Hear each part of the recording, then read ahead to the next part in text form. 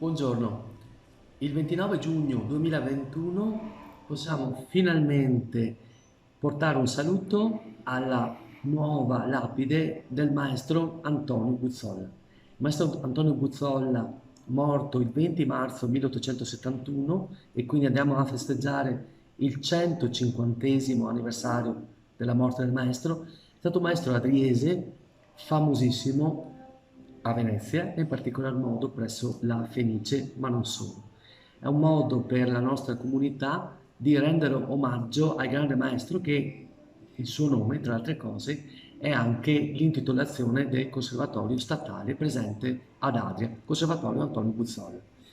Alla cerimonia del 29 parteciperanno il presidente del Consiglio Comunale di Venezia, la dottoressa Ermelinda Damiano, parteciperanno il Conservatorio Statale di Adria e di Venezia rispettivamente con il presidente Mara Bellettato e il direttore Paolo Zoccarato di Adria e il direttore Roberto Gottipavolo di Venezia, che è stato anche direttore del Conservatorio di Adria fino a poco tempo fa.